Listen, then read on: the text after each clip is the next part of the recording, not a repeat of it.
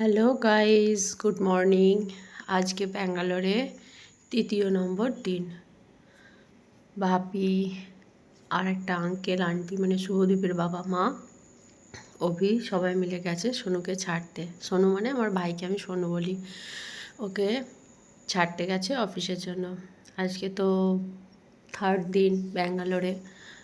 একটুখানি ঘুরতে বলেছিলাম আমি যে একটু ঘুরে নেবে ভালো করে, তো ওরা ঘুরতে বেরিয়ে গেছে। এই যে এটা হচ্ছে ফার্স্ট ওদের ঘোরার ফার্স্ট প্লেস। এটা হচ্ছে একটা মন্দির। মন্দিরটা একটা সাই বাবার মন্দির। আমরা সাই বাবাকে সবাই জানি, সাই বাবা সম্পর্কে কিছু কিছু জানি, কিন্তু আমাদের দিকে সাই বাবাকে সেইভাবে খুব একটা মানে সবাই বলবো না যে সব সময় সাই বাবাকে সবাই প্রণাম মানে পুজো করে। কিন্তু কিছু কিছু মানুষ আছে পুজো করেন, যেমন আমাদের ঠাকুর ঘরে তো সাই বাবার একটা কী বলবো মূর্তি আছে। তো সাই বাবার জানি তেল খুব প্রিয়, সর্ষের তেল। সাই বাবাকে দান করলে খুব ভালো, সর্ষের তেল বা তেল দিলে সাই বাবার খুব ভালো। তো আমার বাপি বাড়িতে প্রতিদিন সকালবেলা পুজো টুজো করে। বাড়িতে সকালবেলা ঘুম থেকে উঠে স্নান করে নিয়েই আগে ঠাকুর ঘরে গিয়ে প্রণাম করে পুজো করে তারপরে বাড়ি থেকে বেরোয়। সেই মানুষটা ব্যাঙ্গালোরে গিয়ে হচ্ছে না সেই পুজো, তো মন্দির দেখেছে সেই জন্য চলে গেছে প্রদীপ নিয়ে পুজো করতে। মানে যার যেটা জায়গা, যেটা ভালোবাসার জিনিস, সেই জিনিসটা সে ঠিক খুঁজেও নেয়। আবার ভগবানও তাকে পাইয়ে দেওয়ার চেষ্টা করে যে তুই আমার জন্য, তুই যেটাতে খুশি আমিও সেটাতে খুশি, সেরকম টাইপের। তো ভগবানও বাপিকে এই যে বাপির হাত দিয়ে আজকে ধূপ প্রদীপ গ্রহণ করলো। অভির প্রদীপটাও বাপি জেলে দিয়েছে, অভি বলেছে যে জেলে দিতে। এটা হচ্ছে একটা সাই বাবার মন্দির, কিন্তু প্রতিটা মন্দিরেই আমরা জানি সব সময় বিঘ্নহর্তা সিদ্ধিদাতা গণেশের পুজো সব সময় হয়। সব মন্দিরেই থাকে গণেশ বাবার একটা করে মূর্তি থাকে। সমস্ত পুজোর আগে গণপতিকে সব সময় মানে গণপতি মানে আমাদের গণদাতা গণেশকে সব সময় পুজো করা হয়।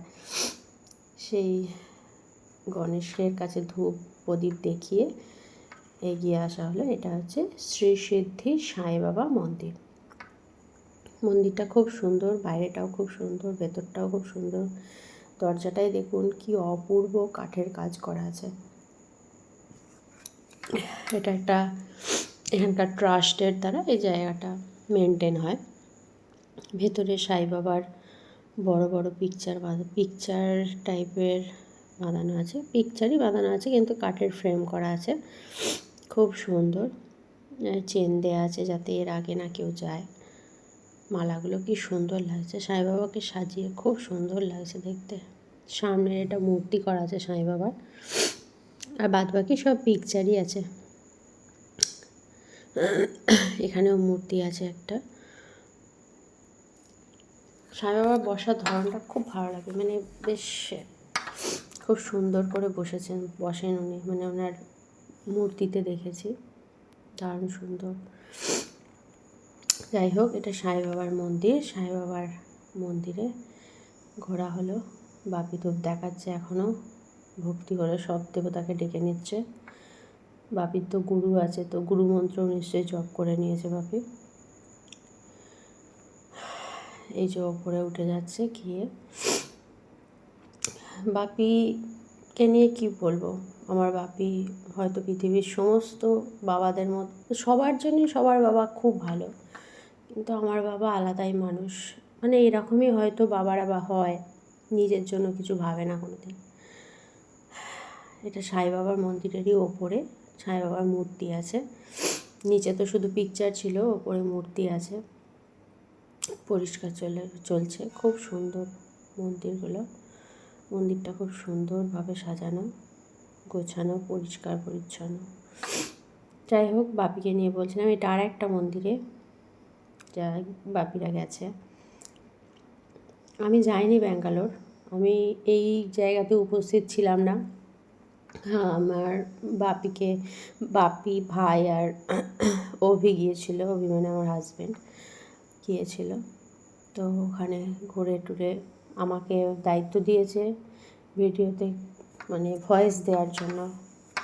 তো আমি সেই ভয়েসটা দিচ্ছি। কিছু কিছু সময় এমন জায়গায় হয়ে যাচ্ছে যে মনে হচ্ছে যেন আমি সেই জায়গায় আছি, কিন্তু না, একটা সময় হয় না যে ভিডিও দেখতে দেখতে যেন মনে হয় আমি সেই জায়গায় পৌঁছে গেছি। যেমন স্বপ্ন জিনিসটা, স্বপ্ন দেখতে দেখতে আমরা স্বপ্নের দুনিয়ায় পৌঁছে যাই, ঠিক সেরকমই ভিডিও দেখতে দেখতে মনে হয় যেন ভিডিওয় পৌঁছে গেছি।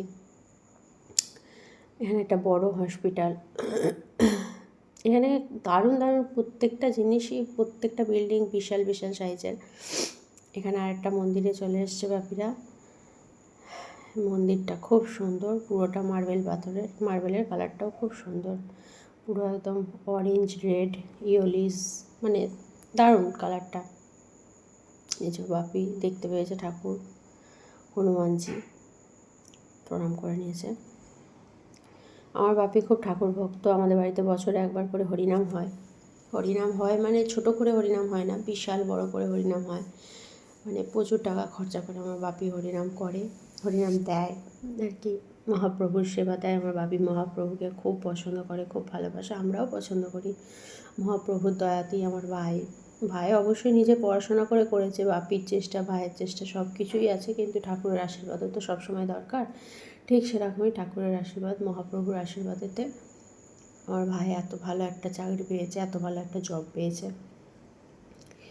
তো যাই হোক, আমার বাপির কথা কি বলবো, মানুষটাকে আমি ছোটো থেকে দেখে আসছি, মানুষটা কষ্ট করে গেছে, শুধু কষ্টই কষ্ট।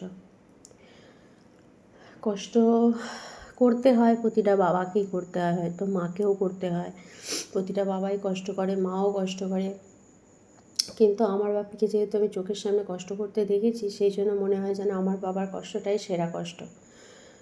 আমার বাবাকে ছোটো থেকে দেখে আসছি যে বছরে খালি একটা করে জামা তৈরি করা তো নিজের জন্য, আর কারোর জন্য, মানে সবার জন্য তৈরি করা তো অনেক অনেক। এই যে এখানে ওপরেতে সিঁড়ি করা আছে, ওখানে পাশেতে সিঁড়ি দিয়ে উঠে ওপরে গিয়ে আমার মনে হচ্ছে বই নিয়ে হনুমান চল্লিশা পড়ছেন উনি। ব্যাপারটা সম্পর্কে কোনো আইডিয়া নেই আমার। এবার সেরকম ওখানে কাউকে দেখতে মানে পেলামও না, যাকে জিজ্ঞাসা করবে ওরা আমি পাইনি সেইভাবে, মানে কি বলবো, ওখানের মানুষ তো ভাষা বুঝতে একটু অসুবিধা হচ্ছে, কেউ কেউ হিন্দি জানে, কেউ কেউ হিন্দি জানেনই না, তো সেই হিসেবে ভাষা বুঝতে একটু অসুবিধা হচ্ছে, তো কাউকে জিজ্ঞাসা করেও কিছু ফায়দা হয় না সেরকমভাবে। তো মনে হলো যেন একটা বই নিয়ে আছেন বোঝা যাচ্ছে, হনুমান চল্লিশা পড়ছেন হয়তো। হনুমানজির মন্দির এটা, হনুমান টেম্পল। আর এই যে কিছুটা সিঁড়ি উঠে তারপরে একটা স্লোপ টাইপের আছে, সেটা দিয়ে উঠে গিয়ে ওপরেতে একটা হনুমানজির বড় মূর্তি আছে, বজরংবলী, জয় বজরংবলী। আমরা সবসময় হনুমানজিকে মান্য করি, মানে আমি তো খুব ভালোবাসি হনুমানজিকে, খুব ভালো লাগে। প্রবল শক্তির অধিকারী উনি, দারুণ একটা, মানে কি বলবো, মহাপুরুষ। যাই হোক, খুব সুন্দর মূর্তিটা, অপূর্ব, দেখে খুব ভালো লাগলো। অনেক জায়গা ঘোরার আছে, সেই জন্য অভিরা খুব তাড়াহুড়ো করছে। আর বাপির সম্পর্কে যেটা বলছিলাম, বাপি খুব স্ট্রাগল করেছে জীবনে, অনেক স্ট্রাগল করেছে ভাইকে মানুষ করার জন্য, অবশ্যই আমাকে মানুষ করার জন্য প্রচুর স্ট্রাগল করেছে। আমি যখন মানে আমাদের স্ট্রাগলটা ছোটো থেকেই অনেকটা স্ট্রাগলপূর্ণ ছিল, কিন্তু তবুও যতদিন বসুর বাড়িতে ছিলাম, মানে আমাদের বসুরতেও বাড়ি আছে, ওখানের বাড়িতে যতদিন ছিলাম ততদিন স্ট্রাগলটা একটু কম ছিল মনে হয়, কিন্তু যখন বসুর বাড়ি থেকে আমরা অভিরামপুরে চলে যাই, বাপি চলে যেতে বাধ্য হয় সেই সময়, তো তারপরে আমাদের বাপির স্ট্রাগলটা মেনলি শুরু হয়। সেই স্ট্রাগলটাতে বাপি এত কষ্ট করেছে, আমাদের কষ্টটা বুঝতে দেয়নি কোনো দিন। কোনো আবদার করলে বাপি সেই আবদারটা মেটাবে না সেরকম করতো না, সমস্ত আবদার মেটাতো বাপি আমার। কারণ আমি তখন বড় ছিলাম, আমার তখন 6 বছর বয়স ছিল, আমার ভাই সেই সবে হয়েছে 1 বছরের কাছাকাছি ভাইয়ের বয়স, সেই সময় আমি রংপুর গেছি, সেই থেকে স্ট্রাগল শুরু। তারপরে বাপি তো কোনো দিন মানে বুঝতে দিত না যে না বাপি এটা, মানে আমাকে বাপি বলতো, তো না বাপি আমি এটা পারবো না দিতে, এরকম কোনো দিন বুঝতে দিত না। সেইভাবেই আমাকেও মানুষ করেছে, করার পর আমার ভাইকে তো এত ভালো মানুষ করেছে, আমাকেও খুব সুন্দর মানুষ করেছে, করার চেষ্টা করেছে। আমি পড়াশোনা করতে পারিনি, মানে একটা চাকরি বাকরি করতে পারিনি, চাকরি পাইনি, সেটা আমার ব্যর্থতা। আমার বাবার মতো পুরোটাই চেষ্টা করেছে, কিন্তু আমার ভাইকে যে মানুষ করেছে এটার জন্য খুব গর্বিত আমি। আমার ভাই যে তৈরি হয়েছে নিজের চেষ্টা, বাপি আর্থিক দিক থেকে হেল্প করেছে, ভালো ভালো মাস্টার দিয়ে হেল্প করেছে, তাও খুব বেশি মাস্টার আমার ভাই নেয়নি, দুটো তিনটে মাস্টার ছিল, কিন্তু নিজে প্রচুর চেষ্টা করেছে। ইংলিশ মিডিয়ামে ছোটো থেকে পড়া, নিজে করা, সমস্ত কিছুটাই করেছে। তো এই এত স্ট্রাগলের মধ্যে দিয়ে গেছে বলেই মনে হয় আজ ও এই জায়গায় পৌঁছতে পেরেছে যে একটা ভালো লাইফ লিড করতে পারবে। আজ আমার বাপির খুব খুশির দিন, কারণ আমার ভাই চাকরি পেয়ে গেছে, একটা নিজের পায়ে দাঁড়াতে পেরেছে। আর বাপির একটু মনে তো কষ্ট ছিল যে আমার মেয়েটা দাঁড়াতে পারলো না নিজের পায়ে, কিন্তু আমার ভাই দাঁড়িয়েছে, এটাতে অসম্ভব খুশি বাপি।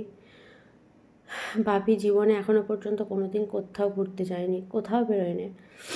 এই লাইফে প্রথম বাপি গেল ইয়েতে, তাও আবার কি ফ্লাইটে করে ব্যাঙ্গালোর, মানে ফার্স্ট ট্রিপ।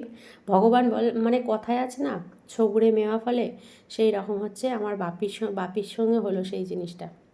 এখানে ডাব খেতে দাঁড়িয়ে পড়েছে, এই ডাবটা খারাপ, ওই জন্য এই ডাবটা ফেলে দিলেন উনি, দিয়ে আবার নতুন ডাব দিচ্ছেন। এখানে ডাব এই হলুদগুলো 60 টাকা করে পিস, 60 টাকা করে সবুজগুলো, 70 টাকা করে হলুদগুলো। আর অভি শাঁস সমেত ডাব পছন্দ করে, তাই শাঁস সমেত ডাব চেয়েছে। আর বাপি শাঁস ছাড়া, বাপির নারকোল খেলে পরে অম্বল হয়ে যায়, সেই জন্য বাপি নারকোল খাবে না, ভেতরে শাঁসটা খাবে না, শুধু জলটা খাবে। সেই জন্য উনি খুঁজে খুঁজে একটা শাঁস সমেত আর একটা শাঁস ছাড়া ডাব দিচ্ছেন। যাই হোক, আমার বাপি কোনো দিন বেরোয়নি, কিন্তু ফার্স্ট যেটা বেরিয়েছে আমার বাপি, যে বেরোনোটা, সেটা হচ্ছে আমার ভাইকে দিতে গেছে ব্যাঙ্গালোরেতে। মানে ভাবুন সেই সবুরে মেওয়া ফলে জিনিসটা কতটা, মানে কথাটা ন্যায্য কথা। আর ভাইকে দিতে গেল ব্যাঙ্গালোরে, একদম ডাইরেক্ট ফ্লাইটে করে ব্যাঙ্গালোর গেল, সেখানে ঘুরছে। তো সেই জন্য সব সময়ই প্রতিটা মানুষের সময় তো আসে, ভগবান একদিন না একদিন ভালো সময় দেয় সবাইকে। তো সবাই সেই সময়টার জন্য অপেক্ষা করুন, ভালো কর্ম করুন। আমার বাবা ভালো কর্ম করেছিল, তাই আজ এত সুন্দর একটা লাইফ পেল। ভগবান করুক আমার বাবা এই লাইফটাকে এনজয় করুক, আমার বাবা সুস্থ থাকুক, প্রতিটা মানুষের, প্রতিটা ছেলেমেয়ের বাবারাই যেন সুস্থ থাকে, ভালো থাকে, বাবা মা সবাই। আমার মাও কষ্ট করেছে, আমার মায়ের স্ট্রাগল নিয়ে আমি অন্য আরেকদিন কথা বলবো। আজকের জন্য আমার এই বাবার স্ট্রাগলটাই আমি আপনাদের সামনে নিয়ে এলাম। সবাই ভালো থাকবেন, সুস্থ থাকবেন। আমি প্রার্থনা করি সবার বাবা যেন ভালো থাকে, সবার মা যেন ভালো থাকে, সবার পরিবারের লোক যেন ভালো থাকে। আপনারাও প্রার্থনা করবেন যেন আমার পরিবারের সমস্ত মানুষ যেন ভালো থাকে, সবাই সুস্থ থাকে। আপনারাও সুস্থ থাকুন, ভালো থাকুন। আজকের ভিডিওটা এই পর্যন্ত। অনেক অনেক ধন্যবাদ আমার ভিডিও যারা দেখছেন তাদেরকে। টাটা, খুব ভালো থাকবেন। আজকের লাঞ্চ